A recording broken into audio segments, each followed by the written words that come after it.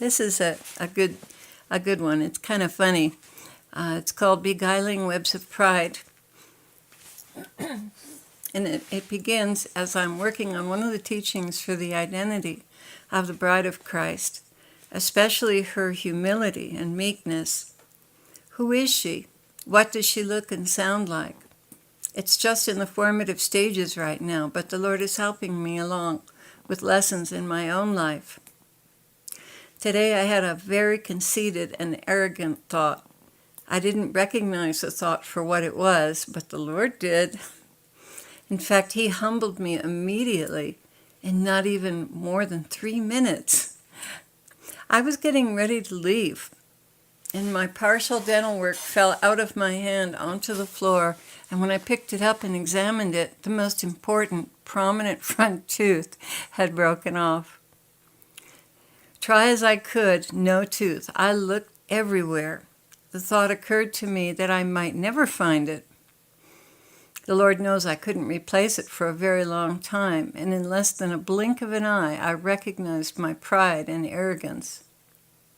I had slipped out from under His protection by my sin of pride, and the devils, who are always standing in line to get a shot at us, managed to get a good one off. He stole my smile. Here in New Mexico, the locals work a great deal with irrigation and drain-off ditches. We had just had a horrendous downpour from the hurricane in the Gulf of Mexico, and my neighbor was having to drain puddles out of his yard. Now, when we moved into this house, I made a picturesque little drainage ditch and built 2 bridges over it for exactly this purpose. Our street and my driveway in particular caught the brunt of the drain-off from the main street. I had seen this yard before. It was a lake of mud. So we laid rock and gravel, built a meandering rock stream to route the rain from spreading in the yard out into the pasture. Now, in New Mexico, there's just a little bit of prejudice against Anglos. And as I watched my native New Mexican neighbor cleaning his yard, I thought smugly, I ought to invite him over here to see my little stream, which was running swiftly as he was managing his huge puddles all over his yard. Of course, I didn't say anything to him, but the Lord let me know what He thought right away. Depriving me of my smile was very humiliating. I ended up making the food pickups for our little food pantry toothless. After I'd spent some time repenting, I asked the Lord, please, may I have my tooth back?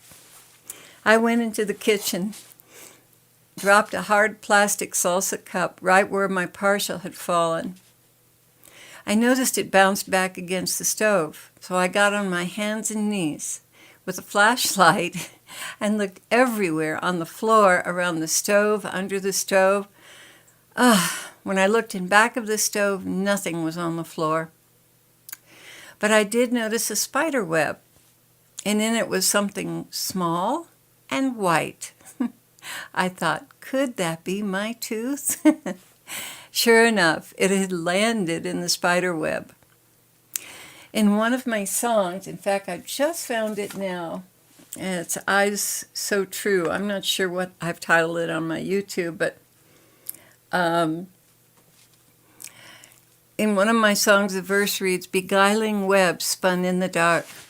I believe that well describes the dark nature of pride and how it entangles the soul and thoughts that in the end will paralyze it. The Lord opposes the proud, but gives grace to the humble. So let me just read the line in the song here. It says, keep your eyes on me, my bride, and let your gaze be purified from beguiling webs spun in the dark, so you'll forever miss the mark.